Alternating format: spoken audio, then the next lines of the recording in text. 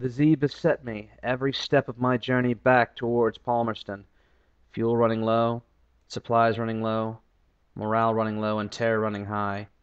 Somehow I found myself to a strange little island. I believe it was called Pigmote on whatever charts we'd found.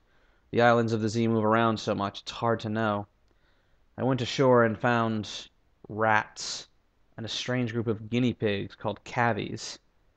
They were waging some sort of war. The chief engineer of the rats and the seneschal of the cavies came forward. Each of them had their own ambitions. The rats seemed a bit more honest. They had just come here looking for a republic of their own, and the cavies warred on them for taking some sort of mystic jewel.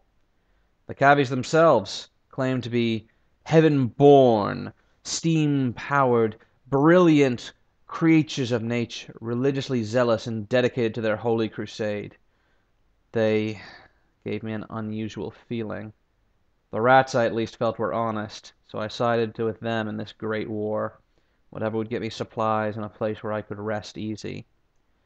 Imagine my surprise when I saw their outpost. Though there were many rats, there were few tools. Nevertheless, they revered their jewel, which they called the rat star. They managed to fish, chew on the wood, and managed to train their soldiers.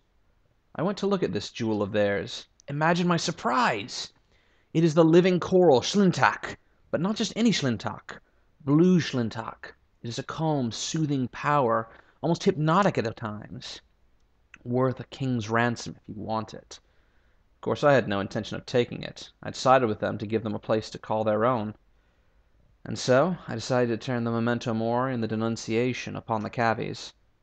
We suffered a small setback at first, but I managed to defeat them.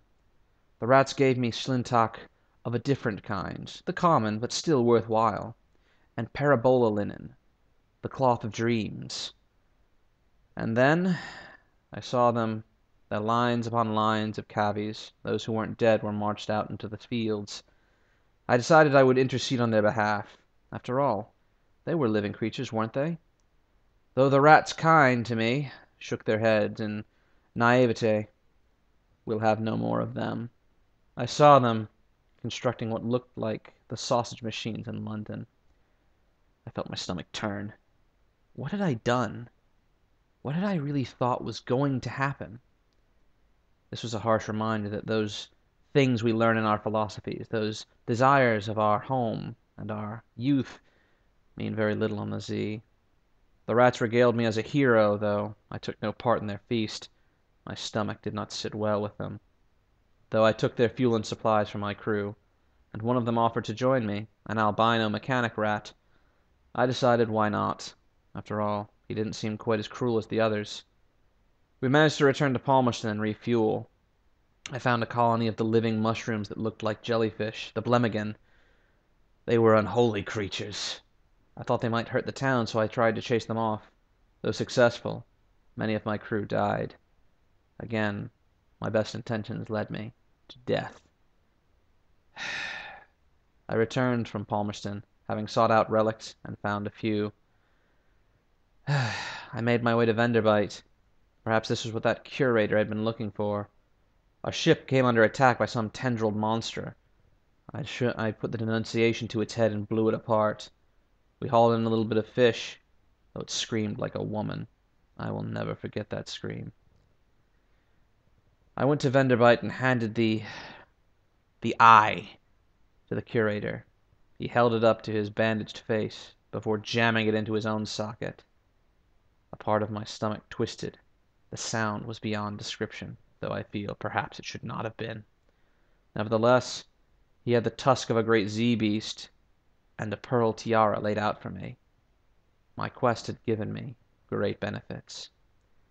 Thinking about what I had just done, I handed him the skull and pointed him towards the light which seemed to glow from its mouth. Laying it upon a pedestal, irigo sparks cascaded off of it, and the pelican color of the hunter's eye within the curator's head seemed to radiate.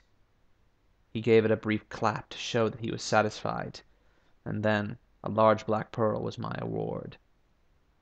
Tired from my journey, I headed home. Another pirate decided he wanted to take me. The fool lasted no less than a minute before denunciation blew a hole in his hull. More supplies, more dream linen, and a swarm of bats tried to take me. We feasted on them later in that night.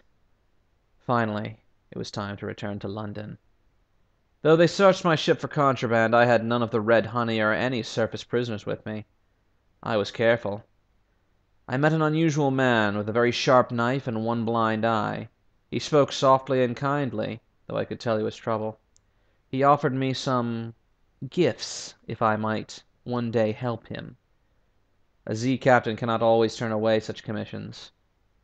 I had begun to realize I was no hero, just a survivor, so I accepted the fuel and supplies he offered. I decided that it was time to sell some of my haul.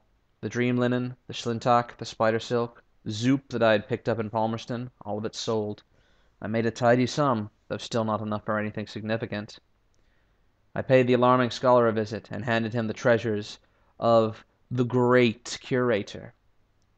The creature before me, it looked like a man, or perhaps a woman. It ground its teeth with interest.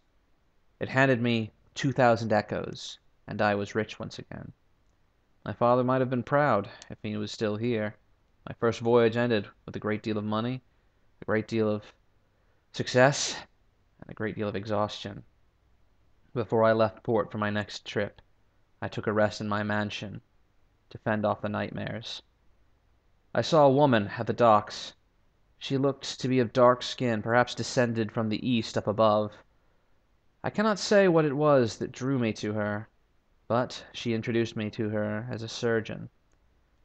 Though I trust my own surgeon as far as I could throw him, I needed at least one good surgeon. The fee she offered for her commission was cheap. I tired her on. Later that night, I decided I wanted some company. I brought the tireless mechanic to my quarters, and we dined together. He told me he had a dream that he wanted to fulfill with my help. He told me we'd need a mirror catch box, a clay man from Polythreme, and a head to Hunter's Keep. He wouldn't tell me what it was for, just that it was the start of something great. The Z truly is a place for madmen and fools.